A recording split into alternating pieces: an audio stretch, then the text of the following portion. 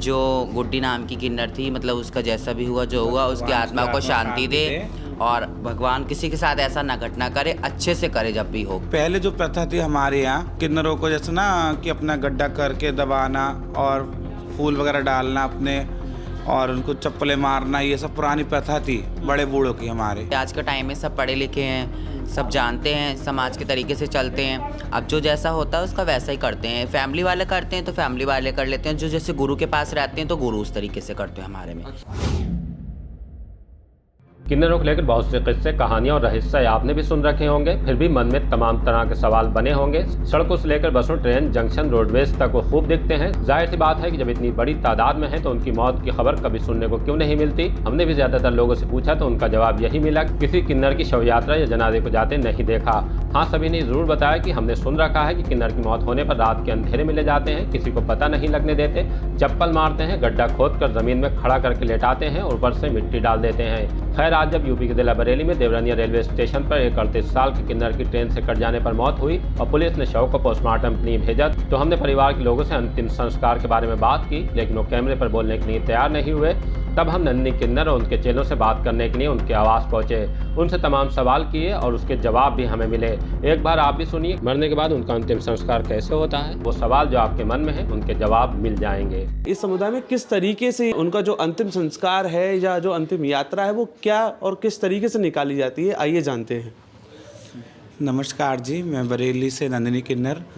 और जो है जो कल जो घटना घटी है अपने दोरनिया वाली, गुड्डी नाम था जिसका, वो अपने ट्रेन में से गिर गई है। जैसे भी जो भी कुछ हुआ है वहाँ पे जो कट गई है, अब उसका पहले जो प्रथा थी हमारे यहाँ तो किन्नरों को जैसे ना कि अपना गड्ढा करके दबाना और फूल वगैरह डालना अपने और उनको चप्पलें मारना, ये सब पुरानी प्रथा थी बड़े बूढ़ों की हमारे, है ना। अब वो प्रथा बंद हो चुकी है। क्यों?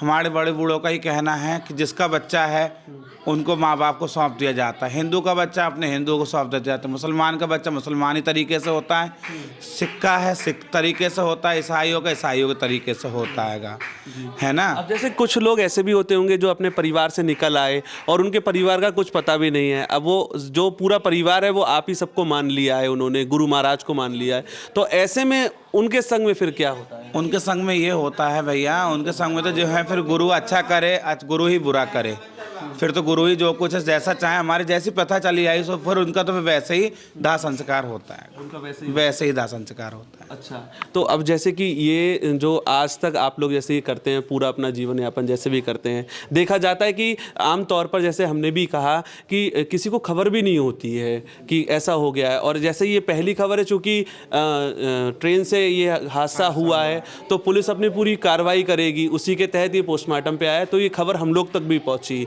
अमूमन नहीं पहुँच पाती है खबर, तो इसके पीछे क्या एक जो है तथ्य है जो हम लोग इनको सब चीज़ों को रात में ये सब करते हैं?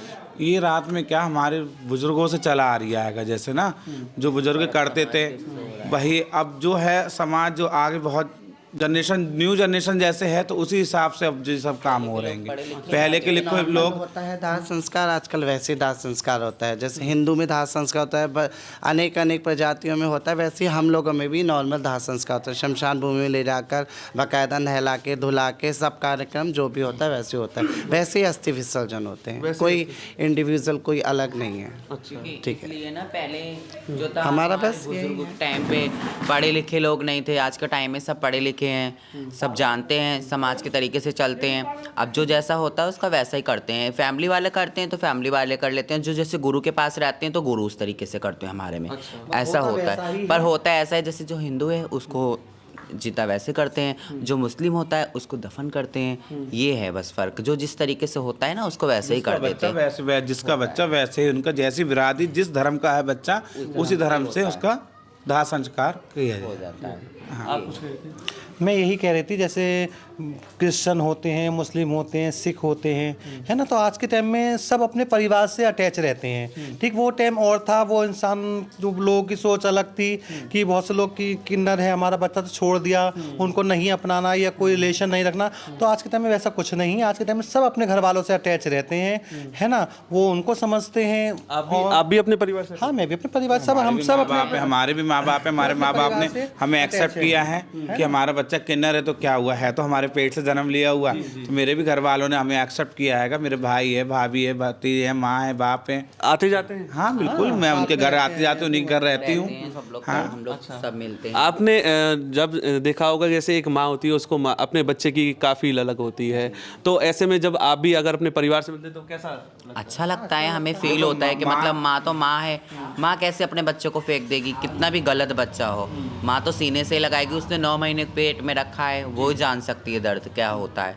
इसलिए तो हम अपनी फैमिली से मिलते हैं, जाते हैं, आते हैं। और हम यही कहते हैं जो गुड्डी नाम की किन्नर थी, मतलब उसका जैसा भी हुआ जो हुआ, उसकी आत्मा को शांति दे और खूब भगवान किसी के साथ ऐसा ना घटना करे, अच्छे से करे जब भी हो किसी की भी। बिहारी जी हम उसको अपने यही चरणों कहते में स्थान दें अपने, बस उसकी आत्मा को शांति मिले। क्या पता क्या करा, क्या हुआ उसके संग में। हैं।